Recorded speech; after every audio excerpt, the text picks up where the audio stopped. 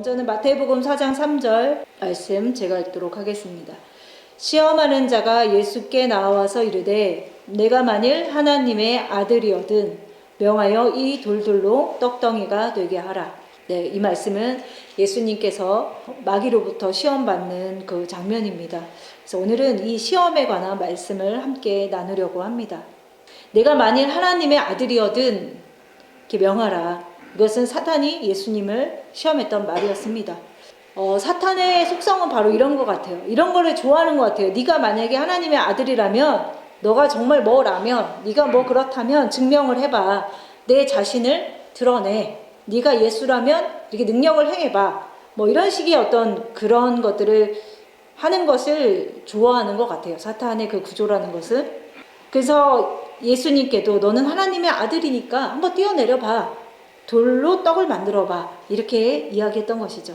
뭔가 겉으로는 그럴싸해 보이고 또 나를 부추기는 말 같고 뭔가 하나님의 자녀로서 또한 하나님의 아들로서 인정해 주는 말 같지만 사실 그 안에는 하나님이 아닌 너 자신을 드러내라. 너 자신을 높여라 하는 것에 초점을 두고 있음을 우리가 알 수 있습니다. 너를 위해서 하는 것은 저번 시간에 함께 말씀을 나눴을 때에 아무리 좋은 모양과 모습을 갖고 있을지라도 너를 위하여, 나를 위하여, 나 자신을 위하여 하게 하는 부추기는 예배라든지 내 자신을 위해서 드리는 모든 기도라든지 그 모든 것들은 다 우상 숭배에 불과하다는 것을 말씀을 드렸습니다. 그래서 우리가 이 육신의 구조, 사단의 구조를 올바로 알 때에 또한 이 시험이라는 것을 우리가 통과할 수 있을 것 같습니다.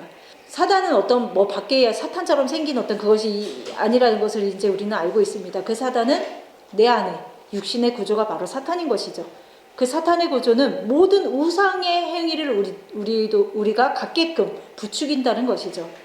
오늘 읽은 그 본문의 사탄의 소리에 미혹되어서 실제 요즘에 이런 일도 벌어지잖아요. 하나님의 자녀라고 자칭하면서 나는 절대로 어떠한 전염병이라든지 그런 위험에 걸리지 않는다.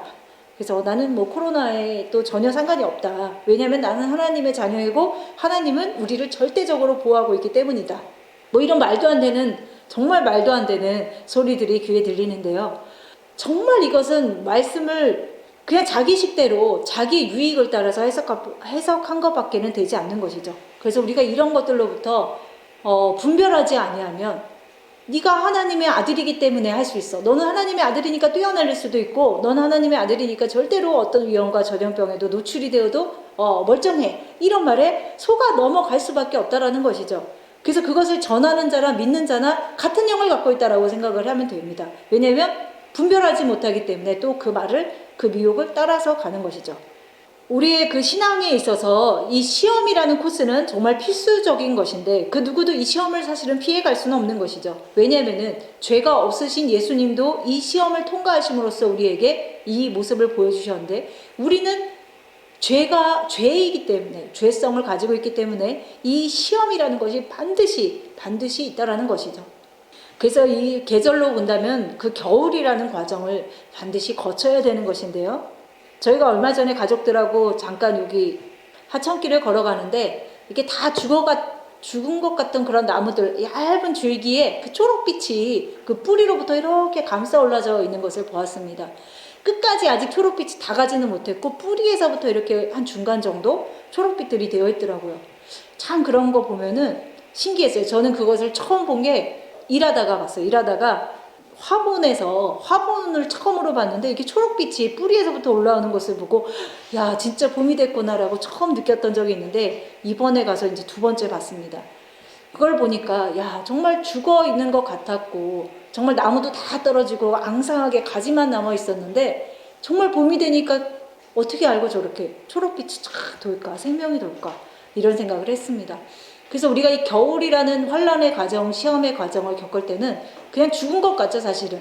죽은 것 같고, 왜냐면 나를 감싸주었던, 나를 아름답게 했던 모든 이파리들이 다 떨어지기 때문에 남은 거라고는 정말 알몸이잖아요. 그냥 볼품도 없고, 앙상한 나뭇가지만 남아있는데, 우리는 그런 모습들을 내 자신이 보면서, 나는 이제 죽게 되었구나. 하나님은 계시지 않는구나. 또는 다른 어떤 자들을 볼 때에 저 사람은 하나님 믿는다면서 왜 저렇게 왜 저렇게 됐을까? 왜 저렇게 이파리도 하나도 없고 뭐가 잘 된 거야? 하나님 믿어서 뭐가 잘 됐다는 거지? 뭐 이런 것도 있을 수 있습니다. 하지만 반드시 이 겨울이란 과정 속에서는요, 그럴 수밖에 없다는 거. 다 벌거벗고 완전히 마르고 황폐하고 죽은 것 같고, 이 과정이 이상한 과정이 아니라 반드시 하나님의 성도라면 있어야 하는 과정이라는 것입니다.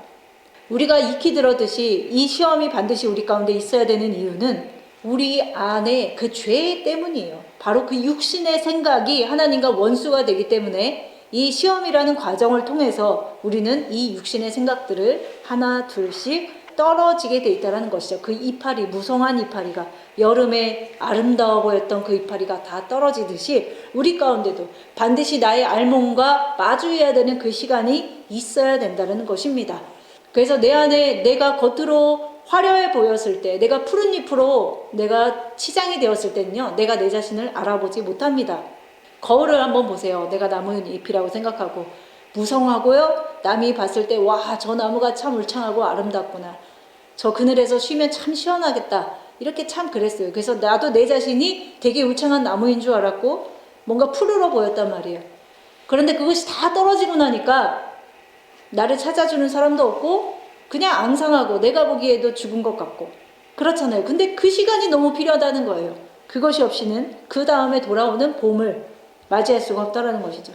자, 그래서 우리는 우리의 삶 속에서 사람이라든지 환경을 통해서 대부분 이제 시험을 받게 됩니다. 베드로전서 4장 12절부터 13절의 말씀에 보면은 사랑하는 자들아, 너희를 연단하려고 오는 분리시험을 이상한 일 당하는 것 같이 이상히 여기지 말고 오히려 너희가 그리스도의 고난에 참여하는 것으로 즐거워하라. 이는 그의 영광을 나타냈을 때에 너희로 즐거워하고 기뻐하게 하려 함이라 라고 말씀하셨습니다.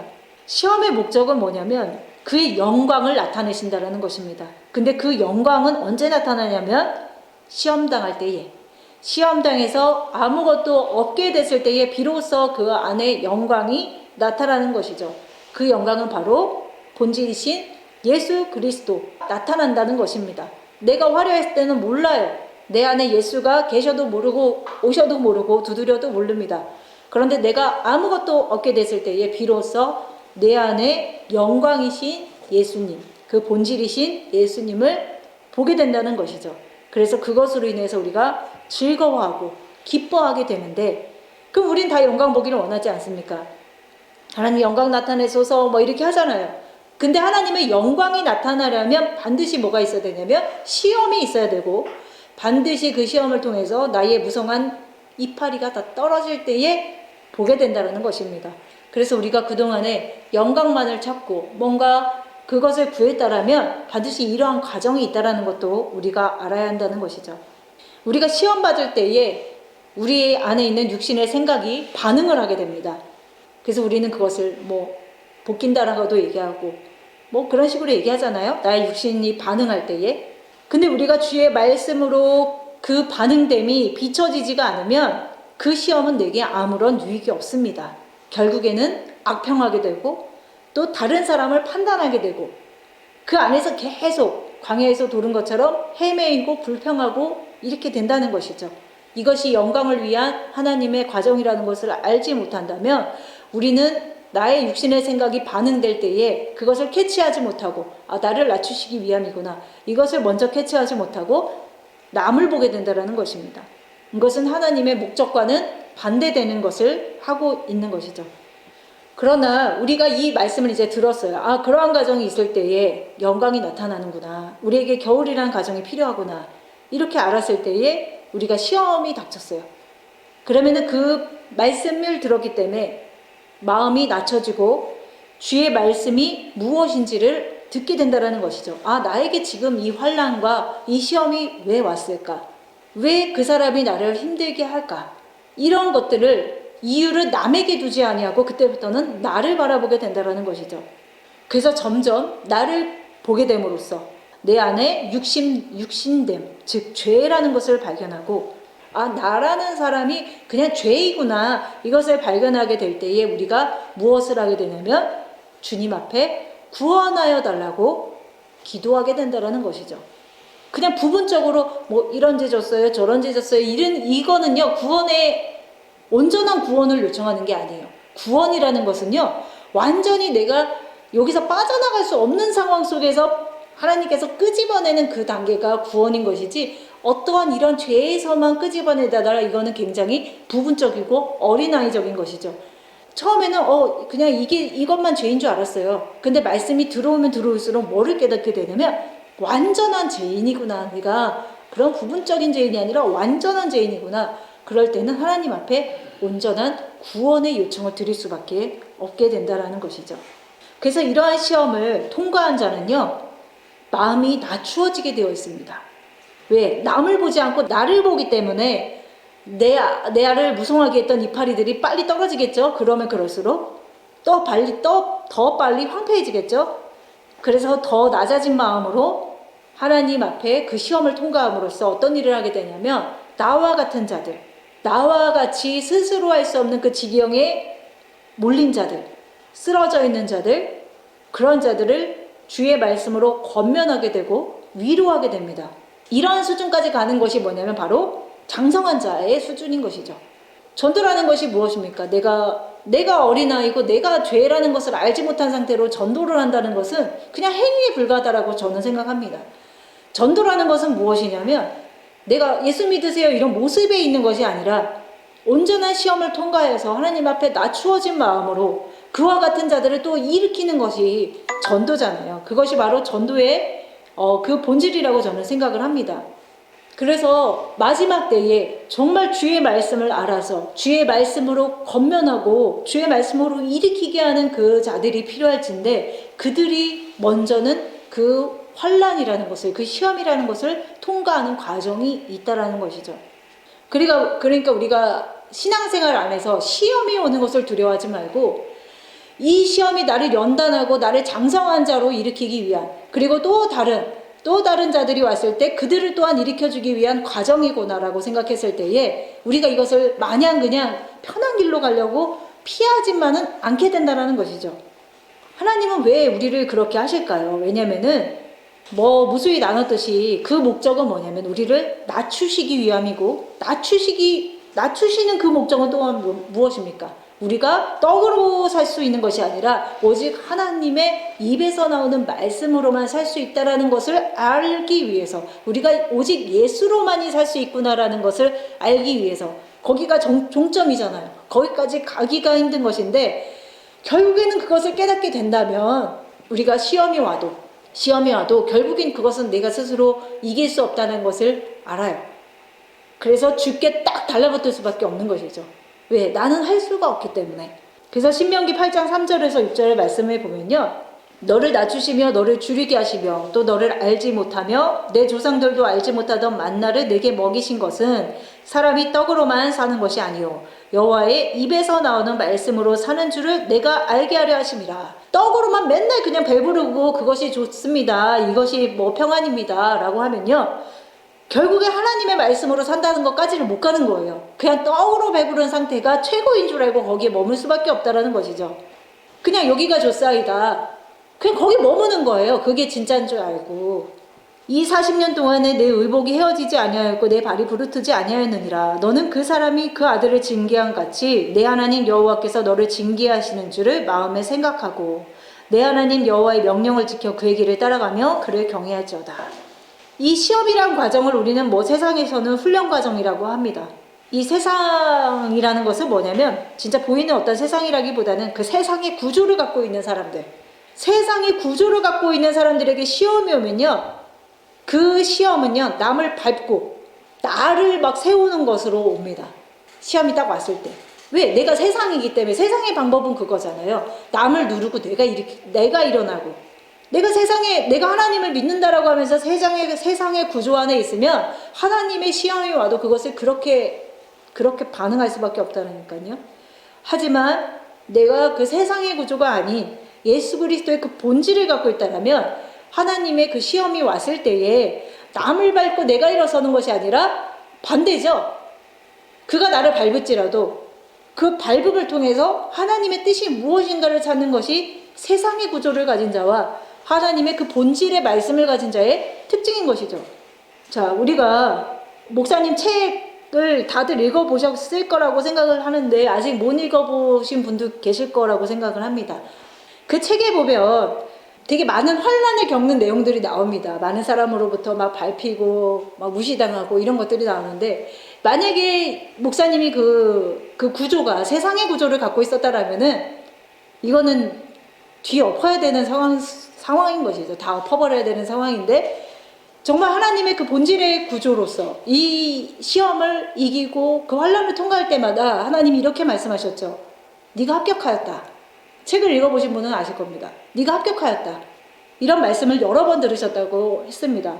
우리는 뭐 그 수준까지는 지금 그 수준까지는 못 갔는데, 정말 중요한 것은 뭐냐면요, 우리가 시험을 당할 때에, 시험은 누구에게나 와요. 피해갈 수 없습니다. 중요한 것은 뭐냐면 내가 어떠한 구조를 갖고 있느냐가 너무 중요해요.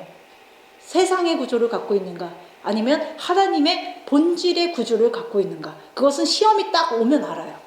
내가 스스로 캐치할 수 있어요. 오늘 이 말씀을 듣고서 내가 세상에 속한 자인지 아니면 하나님 나라에 속한 자인지를 한번 분별해 보시기를 바랍니다. 내가 시험이 왔을 때에 우린 누구나 낭망할 수 있는데, 어떤 사람으로부터 왔을 때 막 그 사람을 비난하고 막 욕하고 막 내가 어떻게든지 밟고 일어서려고 하고 그것 때문이야 막 원망하고 이런다면, 아직은 우리는 정말 너무나도 육신에 속한 자이고 어린아이일 수밖에 없는 것이고, 정말 세상이라는 구조이고 절대로 이 시험을 이길 수 없다는 것을 알게 됩니다.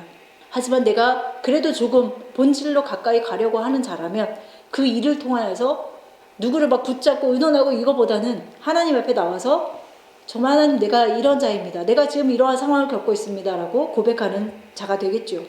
우리가 이제 주기도문에 우리를 시험에 들게 말게 하여 달라는 기도문이 나옵니다.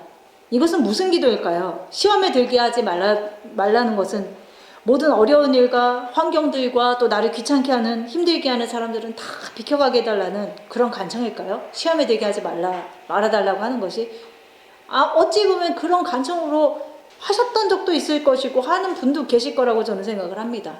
시험에 들지 않는다는 것은 뭐냐면 그런 일들이 나에게 닥쳐오지 않게 해주세요, 이것이 아니라, 그 시험은 누구나에게나 오는데, 시편의 말씀에 이런 말씀 있잖아요. 내가 어두운 골짜기를 다닐지라도, 다니게 되어 있습니다. 다닙니다. 근데 그 해를 받지 않는 상태. 어떻게 하면요? 그 안에 본질의 구조를 갖고 있으면 누구나 그 어두운 길은 다 통과하는데, 그 해를 받지 않으면, 그 시험을 받지 않는 단 하나의 그 방법은 뭐냐면 내 안이 세상의 구조가 아닌 본질의 구조를 갖고 있을 때에 그 시험을 이길 수 있다는 것이죠. 그 해를 받지 않는 것. 그래서 그 시험들이 올지라도, 그러면은 우리가 그 해를 받지 않는 그 상태가 되려면요, 먼저는 이 주기도문에서 우리를 시험에 들게 하지 마옵소서의 그 윗구절이 중요합니다. 우리가 시험에 들지 않으려면 뭐가 와야 되냐면, 먼저는 일용한 양식이 있어야 돼요. 일용할 양식을 주옵시고 그 다음에 시험에 들지 말게 하옵소서, 이건데, 일용할 양식이 있을 때에, 즉 일용할 양식이 뭐죠? 생명의 양식, 즉 영의 말씀, 하나님의 그 본질의 구조가 내 가운데 세워지기 위해서는 그 생명의 말씀이 내 안에 계속 채워져야 되는 것이잖아요. 그것이 있을 때에 우리가 시험에 들지 않게 되는 것이지, 그냥 그 시험이 나를 비켜가게 해달라는 것은 완전히 웃기는 기도가 돼버리는 거죠. 자, 우리는요, 시험을 스스로 피할 수도 없고 그것을 비껴갈 수도 없습니다. 왜냐하면 아까도 말씀드렸지만 사람은 죄이기 때문에 그렇습니다. 죄성을 갖고 있기 때문에, 부분적으로 갖고 있는 것이 아니라 그냥 죄이기 때문에 사람은 그 해에 노출될 수밖에 없습니다. 그러나 그 해를 받지 않으시는 분, 오직 한 분, 예수님이 계시죠.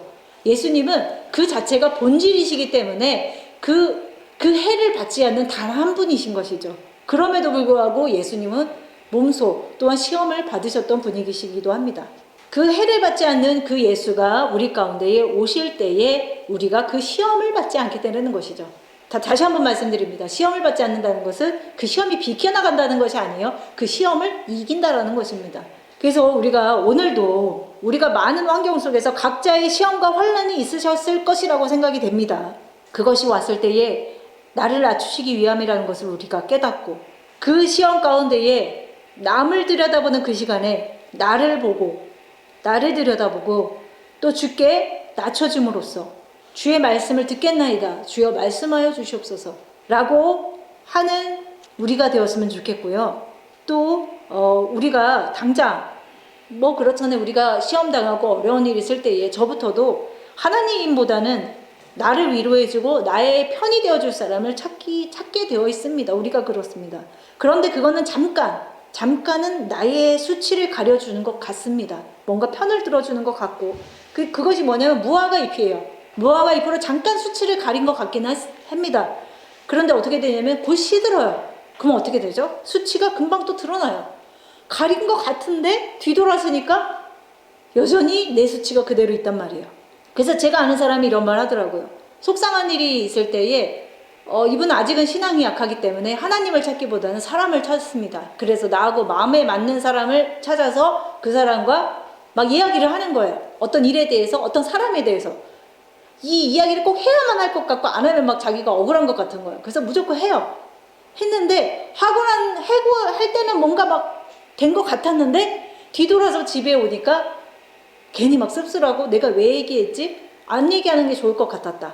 막 이런 허무함과 그런 것이 들 때가 더 많았다라는 것이죠. 맞아요. 말할 때는 뭔가 가려진 것 같았는데 아니라는 것이죠. 그래서 우리가 정말 시험이 올 때에, 저도 사실은 자신이 없습니다. 저도 죄이기 때문에 이 시험이 올 때에 이것을 어떻게 감당할 방법을 몰라요. 그래서 우리가 무엇을 구해야 되냐면 반드시 하나님 앞에서 지혜라는 것을 구해야 된다는 것이죠. 야고보서 1장 2절부터 보겠습니다.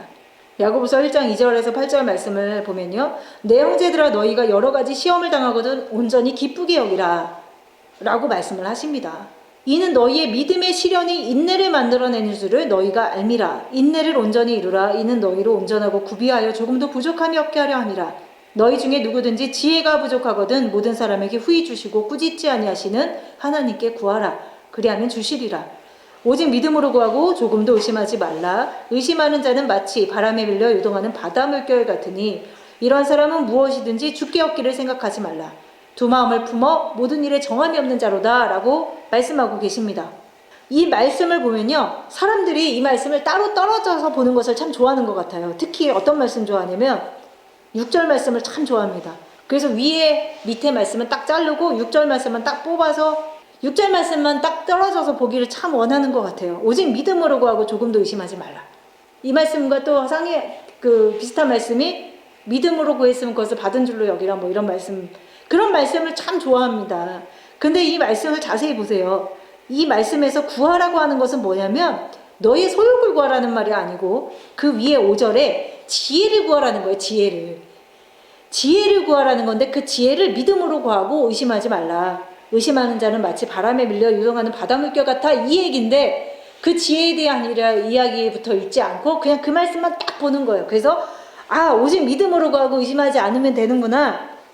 내가 무엇을 구해야 되는데 이렇게 할까 저렇게 할까 두 마음을 품었구나. 이러니까 내가 기도가 안 이루어졌어. 막 이렇게 그냥 해버리는 거예요. 근데 이 본문 말씀에서 무엇을 구하라고 정확하게 얘기해 줬냐면 지혜를 구하라고 이야기를 해줬다라는 것이죠. 자, 그 지혜는 뭡니까? 바로 예수 그리스도예요. 지혜는 세상을 살아가는 어떤 그 방편을 구하라는 것이 아니고 그 지혜는 오직 예수 그리스도, 그 본질을 이야기하는 것이죠. 그래서 그 지혜를 오직 믿음으로 구하라. 의심하지 말라. 왜? 그 지혜는 완전하신 하나님이시자 예수님이시기 때문이죠.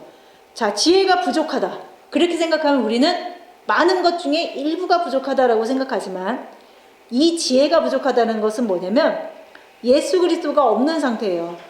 우리가 충만한 것에서 조금 없는 상태가 아니고요. 완전히 없는 거예요. 이거는 예수 그리스도가 없는 것은 완전히 없는 거예요. 그래서 부족한 상태, 즉 결핍된 상태를 이야기하는 것이죠. 많이 있을지라도. 반대로 우리가 아무리 부족할지라도 이 지혜가 있으면, 지혜는 예수님이라고 했습니다. 이 지혜가 오시면 어떻게 되냐면 우리는 충만한 상태가 되는 것이죠. 그래서 우리가 무엇을 깨달아야 되냐면 나에게 이 시험을 통과할 수 없는 지혜, 즉 예수님이 없구나. 부분적으로 없는 것이 아니라 나는 완전히 결핍된 자이구나. 난 이것을 통과할 수가 없구나. 이것을 알아야 된다는 것이죠. 그래서 방금 읽은 말씀처럼 의심하지 말고 구해라. 이것은 너의 소욕을 구해라 이것이 아니라 너는 이 시험을 통과할 수가 없다. 왜? 내가 없기 때문에. 예수 그리스도가 없기 때문에. 그래서 오직 모든 것의 주인이 되시고 모든 것을 미리 가시고 미리 준비하신 완전하신 그 지혜이신 예수님, 모든 것의 열쇠가 되시는 그 예수를 통해서만이 그 시험을 통과하여 본질에 이를 수 있다라는 것을 우리가 오늘 나누기를 원하였던 것입니다. 그래서 오늘 말씀은 여기까지 마치도록 하겠습니다. 그래서 우리 찬양 하나 하고요. 또 기도하겠습니다.